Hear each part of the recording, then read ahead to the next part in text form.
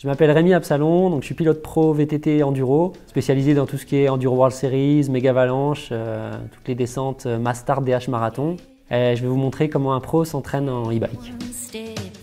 L'hiver, c'est le moment de l'entraînement, le moment où on prépare un peu la saison, il faut travailler le cardio, la technique. Ce que je cherche avec le e-bike, c'est vraiment à la fois l'intensité et le pilotage, et ça va vraiment de pair parce que l'assistance, elle permet vraiment d'enchaîner un maximum de runs. En Genius, en général, sur 1h30, je vais faire aller à peu près 800 mètres de dénivelé, à peu près 3 descentes. Et en e-Genius, en 1h30, je vais plus m'approcher des 1500 mètres de dénivelé, 5 descentes, et puis avec des montées aussi techniques, donc ça va être que du fun pendant 1h30. Je fais des moyennes aux alentours de 140-150 pulses, avec des pics à 180-190. Souvent, j'ai une moyenne plus haute en vélo d'enduro normal, où je suis à peine à 130.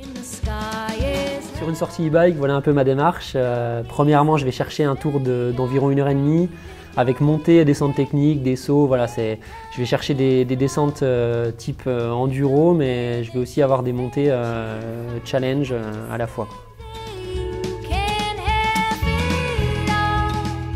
Deuxièmement, j'évite autant que possible les transitions sur des chemins 4x4. Je vais utiliser l'assistance pour monter des trails vraiment différents, qui sont difficilement faisables en vélo normal. Et voilà, le but, c'est pas de rouler à 25 à l'heure sur une piste 4x4, mais c'est vraiment de remonter le plus vite en haut par un trail sympa et technique.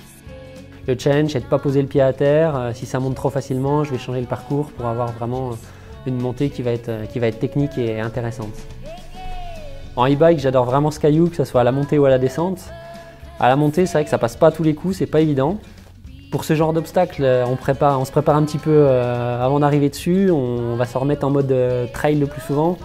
Parce qu'en turbo, on va avoir un peu trop de vitesse d'un coup et ça risque de patiner tout de suite.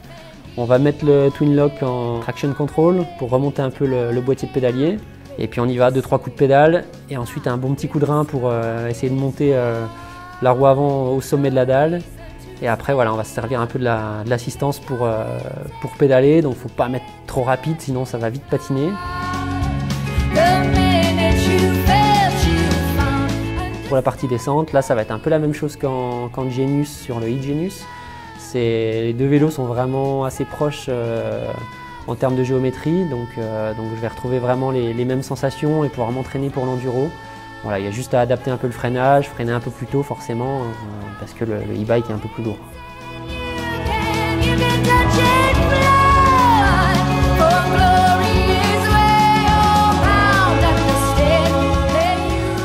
Une fois en bas de la descente, pas de pause, on remonte direct.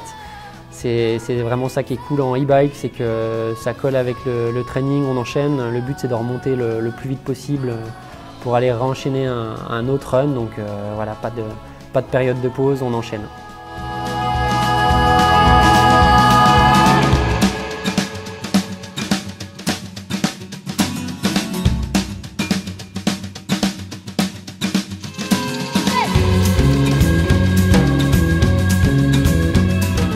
Une fois la sortie terminée, j'enregistre la sortie, les statistiques et je vois un peu si ça a été conforme à ce que je recherchais sur mon plan d'entraînement. Donc, souvent, c'est avoir fait un maximum de runs et de dénivelé pour travailler vraiment la technique. C'est aussi avoir ridé à une haute intensité, c'est-à-dire que j'ai tellement enchaîné montée-descente sans m'arrêter que je me suis entraîné à rouler un peu dans le rouge, les pulses hautes. Donc tout ça, c'est vraiment intéressant et c'est quelque chose qu'on peut faire facilement avec le e-bike.